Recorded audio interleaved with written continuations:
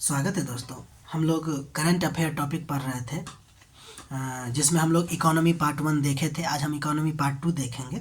जनवरी का current affair अभी चल रहा है, ठीक है। छोटे छोटे टॉपिक लेकर चलते हैं ताकि पढ़ने में बोरिंग भी फील ना हो और मज़ा भी आए और अच्छा भी है। देखिए, पहला टॉपिक जो हम देखने जा रहे हैं वो आपको देखने जा रहे हैं इंडिया जीडीपी रिसेंट ट्रेंड और trajectory before and after Covid की बात करते हैं, ठीक है। ये यानी कि वर्तमान का जो ट्रेंड है ना, उसके बारे में बात करते हैं। ये अच्छा क्वेश्चन यहाँ से बन सकता है। तो अगर आप भारत के जीडीपी की बात कीजिएगा प्री कोविड यानी कि कोविड से पहले, तो हम बात करेंगे फाइनेंशियल ईयर 2017-18 से फाइनेंशियल ईयर 19-20 तक, ठीक है। इस समय आप गौर कीजिएगा कि 2017-18 में ग्रोथ रेट यानी कि जीडीपी ग्रोथ रेट जो था वो कितना था, 6.7, जबकि नॉमिनल या टोटल जीडीपी या इसी को कभी कभी आपको एब्सोल्यूट जीडीपी भी कहेगा। क्या कहेगा? Absolute GDP. तो कंफ्यूज नहीं करना है, हालांकि हम बाद कहीं पर एक जगह ये लिख दिए हैं, फिर भी गौर कीजिएगा। 2017-18 में ग्रोथ जो था वो आपको 6.7 थी, जबकि नॉमिनल जीडीपी या टोटल जीडीपी जिसको एब्सोल्यूट जीडीपी कहते हैं वो आपको 168.5 था, ठीक है। अब देखिए, अगर हम बात करें इसकी 2018-19 में तो कितना है, 6.1। आप गौर करते रहिएगा, यहाँ पे 186.3 हो गया। 2019-20 में 4 पे आ गया यानी कि ग्रोथ रेट, और ये कितना बढ़ गया, तो 203.4 तक बढ़ गया। आप एक चीज़ गौर कीजिए कि प्रो कोविड यानी कि यहाँ पे प्री कोविड लिखना होगा, गलती लिखा गया।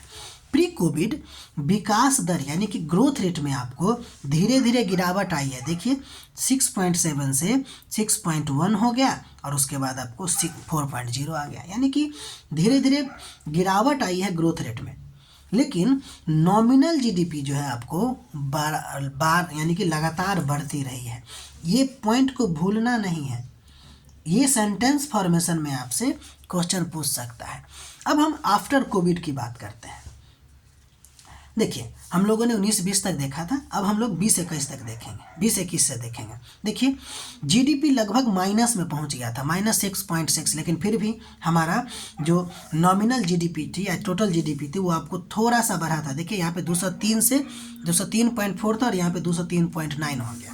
उसी तरह आप देखिएगा 2021-22 में, 22-23 में, 24-25 में लगभग जीडीपी का ग्रोथ रेट में फ्लक्चुएशन रहा है, लेकिन नॉमिनल जीडीपी वो लगातार बढ़ा है। कहीं पे लॉकडाउन के कारण मतलब कि ग्रोथ रेट भले ही कम हो गई है, लेकिन जीडीपी का जो नॉमिनल जीडीपी है, अब ये नॉमिनल जीडीपी रियल जीडीपी क्या होता है, ये सब आपको इकोनॉमी के लेक्चर में हमने पढ़ा रखा है, ठीक है। 10 ही लेक्चर है, लेकिन उसमें ये सब आपको मिल जाएगी, ठीक है। अब वो छोटा छोटा वीडियो है, देखने की कोशिश कीजिएगा। तो ये सब जो है आपको ध्यान रखना है कि हमारा जो ग्रोथ रेट है ना, उसमें फ्लक्चुएशन हो रही है। 6.7 से कभी 6.1, फिर 4.0, फिर माइनस में पहुंच गया, फिर 8.7 से थोड़ा घटा, फिर आपको थोड़ा घटा है, ठीक है। लेकिन नॉमिनल जीडीपी आपको लगातार बढ़ती रही है, प्रवृत्ति धीमा रही है। यानी कि पोस्ट कोविड रिकवरी की अगर हम बात करें तो बहुत तेज थी, लेकिन फाइनेंशियल ईयर 2024-25 में ग्रोथ रेट लगभग धीमी हो गई है, ठीक है। देखिए, 24-25 में ग्रोथ रेट बहुत ज़्यादा धीमी, 8.7 से कहाँ पहुँच गया, 6.5 तक, ठीक है ना। इतना जो हम पढ़े हैं, इसका मतलब क्या हुआ कि नाम मात्र की अर्थव्यवस्था जिसको यानी कि नाम मात्र का जीडीपी जिसको नॉमिनल जीडीपी कहते हैं, वो लगातार बढ़ रही है। इसका मतलब है कि अर्थव्यवस्था का आकार बढ़ा हुआ है। जिससे हम निष्कर्ष क्या निकालेंगे, निष्कर्ष ये निकालेंगे कि एब्सोल्यूट जीडीपी, हम बोले थे ना एब्सोल्यूट जीडीपी हम कहीं लिखे हैं, तो एब्सोल्यूट जीडीपी को ही नॉमिनल जीडीपी के रूप में यूज किया जाता है कभी कभी।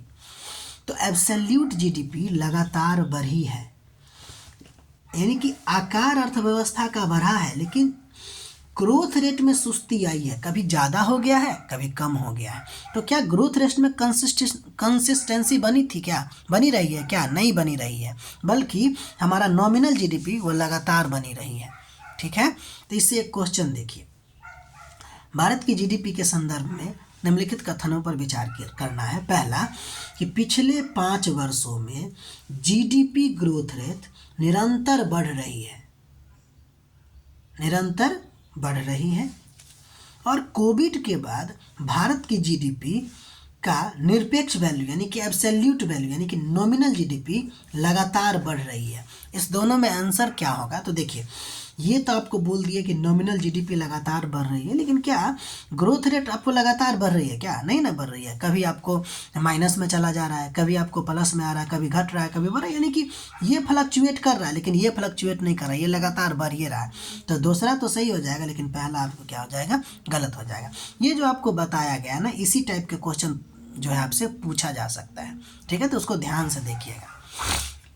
अब हम लोग आगे बढ़ते हैं और अगली चीज़ बात करते हैं कि क्रिप्टो करेंसी के बारे में। देखिए, क्रिप्टो करेंसी क्या होता है, बहुत गौर से देखिएगा, ठीक है? एक डिजिटल या वर्चुअल करेंसी होती है जो पूरी तरह से इंटरनेट पर एग्जिस्ट करती है, यानी कि आपके हाथ में नहीं रहेगा। जैसे रुपया आप टच कर सकते हैं, इसको नहीं टच कर सकते। और क्रिप्टोग्राफी की मदद से सुरक्षित होती है, ठीक है? यह सरकार या किसी बैंक द्वारा नियंत्रित नहीं होता, इसीलिए इसे डिसेंट्रलाइज्ड भी कहा जाता है। तो क्रिप्टो करेंसी क्या होता है? डिसेंट्रलाइज्ड होता है, वर्चुअल होता है, डिजिटल होता है और केवल इंटरनेट पर ही एग्जिस्ट करता है। इसकी मुख्य विशेषता बहुत इंपॉर्टेंट है, ध्यान दीजिएगा। पहला तो ये डिजिटल ओनली होता है, यानी कि ओनली डिजिटल होता है, मतलब नोट या सिक्के की तरह फिजिकल के रूप में नहीं होता है। इसके अलावा इसका एक और मुख्य विशेषता है कि डिसेंट्रलाइज्ड होता है। बता दिए डिसेंट्रलाइज्ड क्या होता है, कि अगर सरकार और किसी बैंक के नियंत्रण में नहीं होता है तो उसको हम डिसेंट्रलाइज्ड कहेंगे।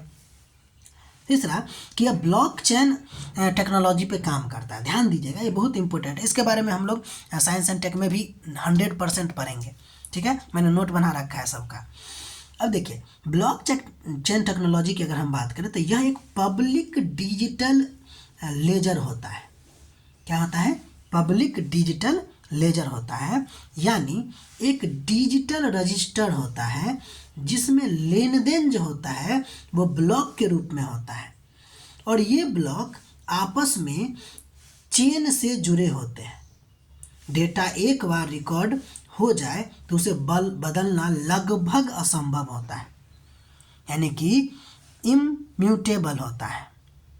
समझ में आ रही बात? यानी कि इम्यूटेबल लेजर होता है, यानी कि लेजर होता है। ये बात को गौर कीजिएगा, ठीक है? तो इसकी मुख्य विशेषता ये हो गई, ठीक है?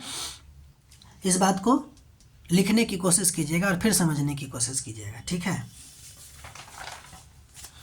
अगला नंबर विशेषता की बात करते हैं और वो ये है कि पीयर टू पीयर ट्रांजैक्शन होता है, यानी कि सीधे दो लोगों के बीच में होता है। इसमें बॉर्डर का कोई मतलब नहीं बनता है, यानी कि क्रॉस बॉर्डर पेमेंट होता है। ये भी इसका एक विशेषता है, ठीक है? तो ये तो हो गया सिंपल, जो कि हो सकता है पीटी में आपसे डिजिटल करेंसी की मुख्य विशेषता क्या है, इसे 4 में से कोई एक कुछ और दे देगा तो उसके आधार पे आप बना सकते हैं, ठीक है? आपके लिए एक एक्स्ट्रा नोट बनाया है, ये HW के तौर पर है आपको, कि क्या क्रिप्टो करेंसी का इन्वायरमेंटल कंसर्न भी है क्या? इन्वायरमेंटल इशू है क्या? तो देखिए, सभी के साथ नहीं है, बल्कि कि बिटकॉइन जैसे प्रूफ ऑफ वर्क यानी कि POW वाली क्रिप्टो से होती है, यानी कि वैसा क्रिप्टो जिसमें माइनिंग होती है उसमें आपको इन्वायरमेंटल कंसर्न होता है। कैसे? देखिए, जहाँ कहीं भी माइनिंग होगा वहाँ पे आपको माइनिंग करने के लिए बहुत बड़ा बड़ा कंप्यूटर सबको जोड़ के रखता है, तो हाई इलेक्ट्रिसिटी कंजप्शन होता है।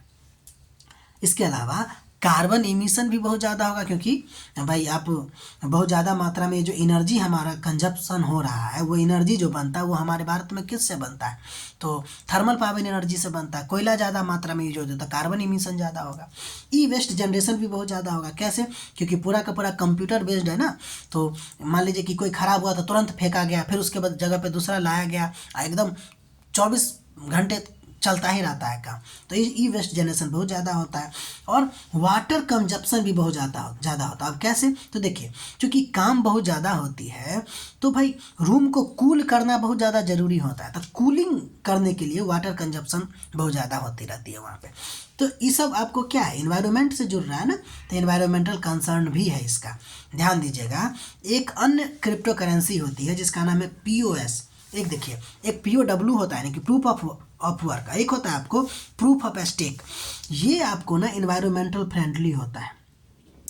हम ये आपके लिए इसलिए कहें कि आप इसके स्तर पे सोचने का कोशिश कीजिए कि क्रिप्टो करेंसी का इन्वायरमेंटल कंसर्न होता है कि नहीं। हो सकता है ये आपसे मेंस में पूछ लिया जाए, आप इसके बारे में ना एक्स्ट्रा नॉलेज लेने की कोशिश कीजिए, ठीक है, इसके आधार पे, ठीक है। बाकी हम लोग मिलते हैं अगले वीडियो में, तब तक अपना ख्याल रखिए, पढ़ते रहिए और नोट बनाते रहिए, ठीक है। और अच्छा लगे तो कमेंट भी कर दिया कीजिए, ठीक है। मिलते हैं फिर अगले वीडियो में, तब तक के लिए बाय।